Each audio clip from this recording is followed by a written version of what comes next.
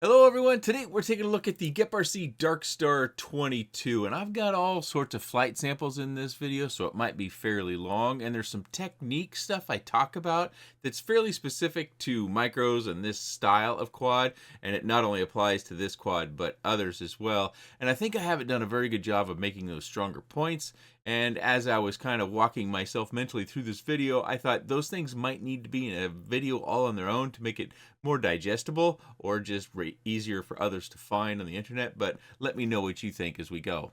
The DarkStar22 has a flight controller that's an all-in-one flight controller. It's called the Taker F405, and it is a 20 amp ESC 2 to 4S all-in-one, and it does have Express LRS receiver built right in. No USB port here. This is the USB port. We have to use this little USB-C dongle to plug into that connection. Of course, the one I have is with the DJI 04 Pro, but you can get it without, which reduces the price dramatically. The motors are geprc Speedix X2 1104 7500 kV, and on those motors are Gemfan GP2219 tri-bladed props. Screws to mount those on. It comes with a pre-installed LED light that is blue. And just like on the 16, the 22 version has the XT30 molded right into the rear protection. Bottom carbon fiber plate with motor wire tape to keep those motor wires down on it. And that bottom carbon fiber plate is 2 millimeters thick. Canopy has 5 soft mounted points for vibration dampening to keep the video very, very clean and still. The hood locks in with your camera angle. The 04 is mounted with these screws that are part of a bracket that is inside the canopy. You do get an extra mount as well as a canopy assembly. It also comes with this carbon fiber bottom plate that you can put on your battery to protect it from taking any damage. If you already bought one, you may have gotten a free ND filter and battery. That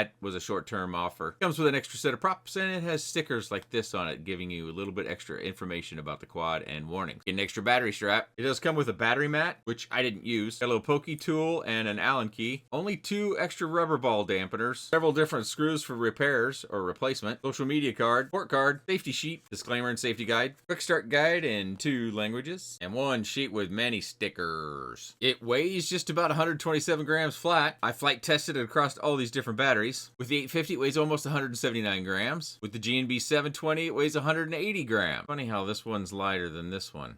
Something's up with that label. And then the geprc 720 weighs even less at 177.4 grams. With the G&B 660, it weighs 176 grams. With the Beta FPV Lava 550, it weighs 169.5 grams. And with the Tattoo 450, it weighs 167.7 grams. We're going to change up our order a little bit and go into the type of flying that I like to do the most, which is faster. You might call it more aggressive or freestyle or, you know, whatever you might call this. It doesn't really matter to me. This is just how I like to fly.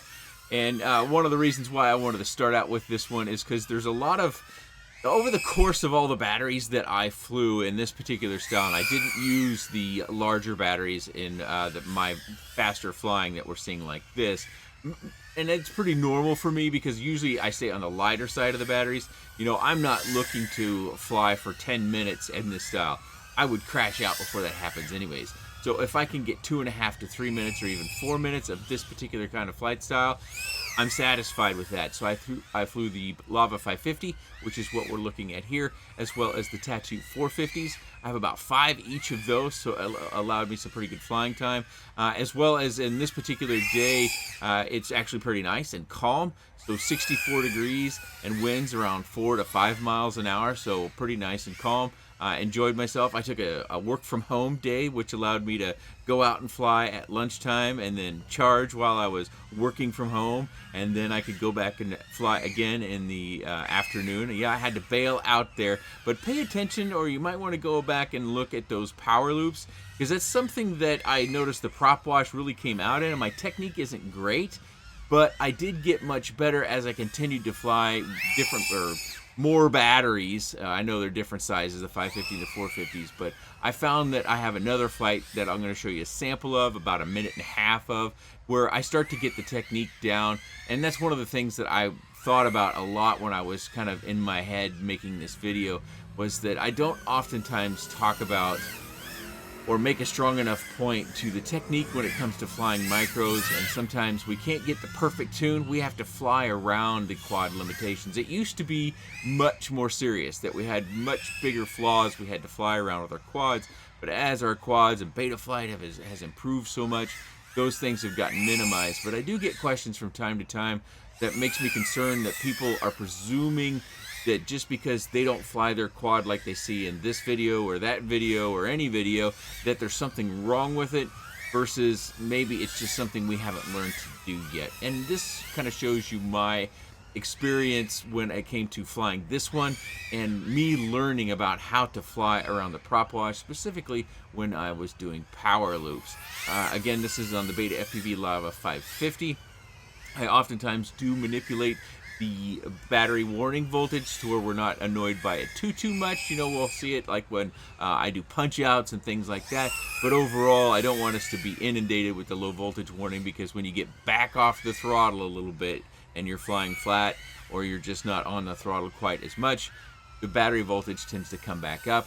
And of course, as we come into land, my goal is to land, disarm, and then the battery within a few seconds after disarm comes back up to about 3.5 volts per cell. And you can see there I got real close to my goal at 348 and a flight time of 307, which was pretty typical for the 550. This is a short flight sample, about 90 seconds worth. It's on the Tattoo 450, which I did get about 2 minutes and 30 seconds of flight time. Battery warning voltage a little bit more. In a case of flying a smaller capacity battery, we get the battery warning more. I should have adjusted the battery voltage warning down for that. One of those fluctuations when it comes to batteries that, you know, you make an adjustment to. But here where I'm doing these power loops, I think I start to get the technique down quite a bit. And I think the battery weight difference may have helped a little bit too. So if you're flying a bigger, heavier battery, you may find it takes you a while to kind of find that sweet spot in the technique. I didn't really have any serious crashes. I bailed out most of the time, but I just wanted to make sure that I made that a point, that when it comes to flying micros, specifically these quads that are running 04s, they have a little bit more weight. You're still running a fairly small prop. That you have to get a handle on some of the technique, and it could take you some time. I've been flying 9 years, and it took me a while to get that down too.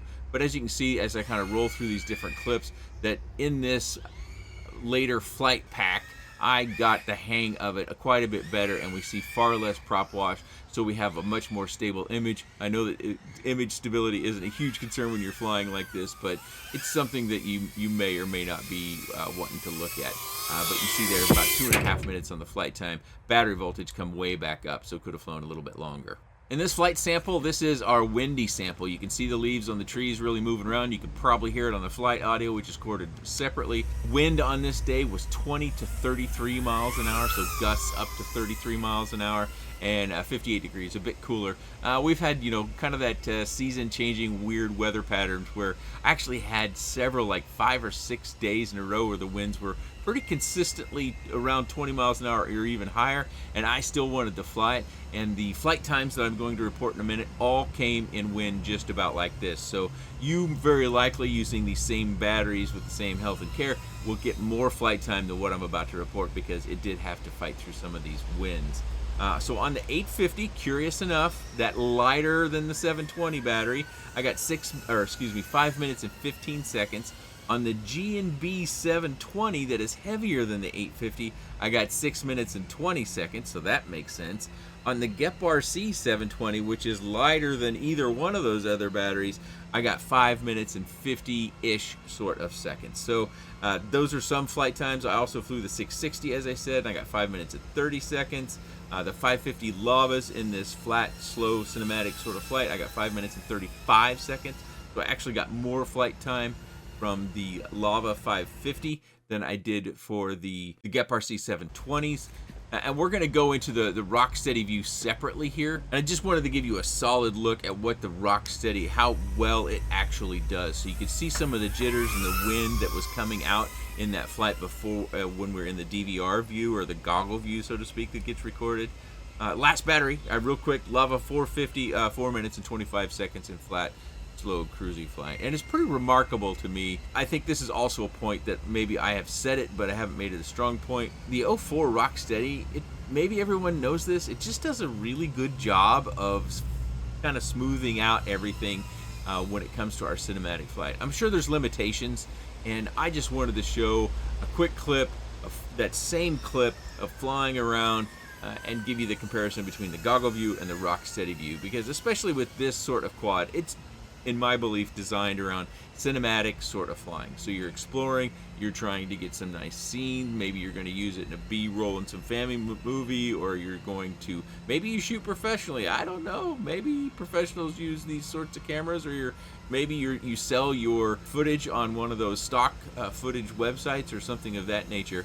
But I did want to include, the sample full screen, same flight footage from the DVR view as well as the 04 view. And of course, we have our inside, and this is going to be somewhat loud. Again, this is recorded on the same, it's actually a cell phone. My flight audio camera is a cell phone, and I've been using the same cell phone for quite a while. I think I switched cell phones that I used maybe 3-4 years ago, because the old one died. And it's just an old Google Pixel, maybe 5 or something like that. It's an older one that I just picked up off of eBay or something like that. Something I could get relatively cheap. And, cell phones, and they have really good video cameras as well as audio cameras. And I do point the cell phone out towards the quad so I can do the sync clap. And as well as when it's recording, it should be focused on the sound in front of the cell phone and not behind it. But you can see me there flying. Of course, with the decrease in daylight hours, this is another nighttime flight. The sun goes down now after the time change. It's about 5:15, 5:20, and it's getting relatively to pretty dark.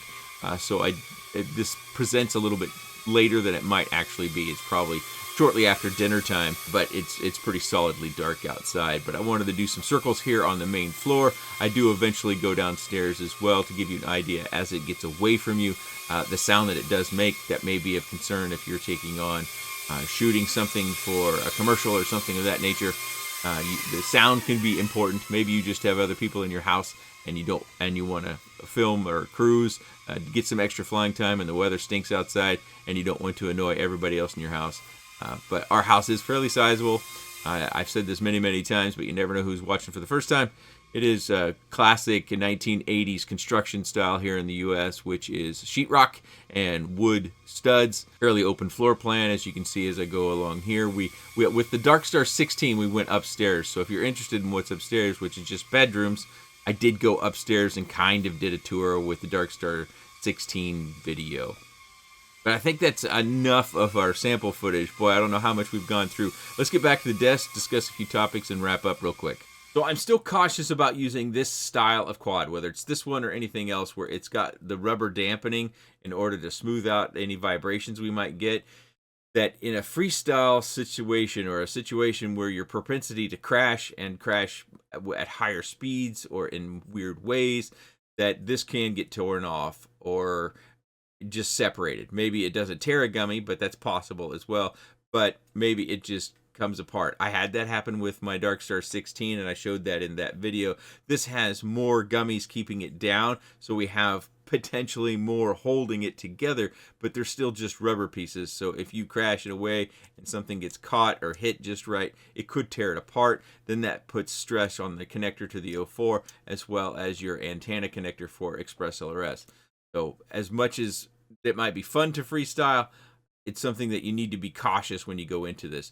This hood does kind of, in a way, limit how much camera angle you can get because it is secured to the back of the camera.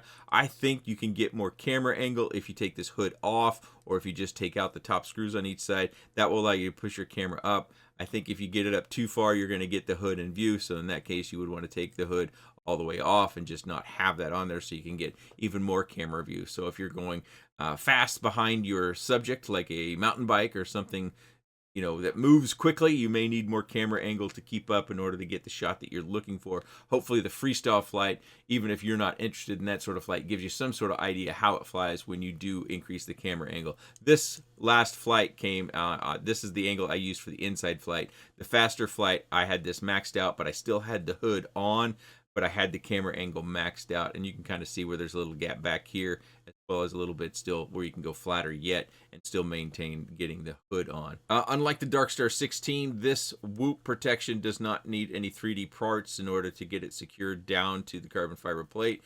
So in the DarkStar22, we saw that these were 3D prints here on the front. That's all part of the mold, this plastic, which does feel pretty solid. I did bump a number of things in the house when I was doing my inside flight. We didn't get to the part where I bumped it on the particular flight we were watching, but yeah, I did bump it. I think the prop protection works out well. It doesn't feel as flimsy as we did in years past with this particular design. Not necessarily just from geprc, but this design in general. They were just trying to keep the weight down so much. This feels like fairly robust protection that even in some more serious crashes would probably come out okay, as long as those crashes weren't, you know, full speed into a brick wall sort of crashes, because then you're probably gonna damage your 04. I think the likely comparison with the DarkStar22 would be the Pavo Pro. I think it was the Pavo 20 Pro. Both carry 04 Pros. Both have 2.2-inch props. I think they run different props, though. I could be wrong. You want to check me on that. I don't have the Pavo Pro or the Pavo 20 Pro that I once did have. I do have a video on it, and if you want to check that out, I'll link it down in the video description, as well as a card up here at the top. But I think that's the one thing that's kind of a direct comparison, at least fresh in my mind, and I'm trying to do a better job of, at very least, mentioning the comparables when it comes to new products. I can't keep them all straight in my head. But the main difference that I recall on the Pavo 20 Pro was how it secured the canopy. It has its same sort of floating design, but they use screws, so they had brass fittings up in their canopy that housed the 04, that the metal screws would go up and they would stop.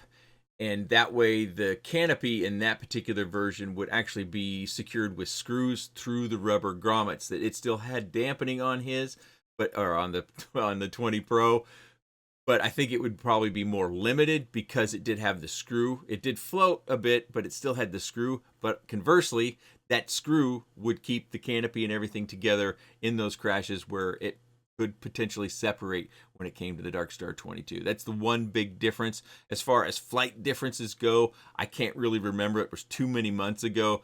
I think they're very, very comparable just from my memory recall. But again, I would suggest go back and watch that video. I do the same sorts of flights with all these sorts of quads, and I try to include a lot of flight footage when it comes to the videos that I make here, so that you can really look at something to diagnose things. Now, I understand if you're trying to pick something out and you don't have a lot of experience, then that may be difficult. And in those cases, when I get those comments, I try to go back and watch the video myself, because again, I don't have it anymore, so I can't take it outside and compare directly in flight style. I have to go from what I see in the two different videos. So I do that for a lot of comments. Again, this comes in two different versions, with the without the 04 and with the 04 Pro. The price changes dramatically.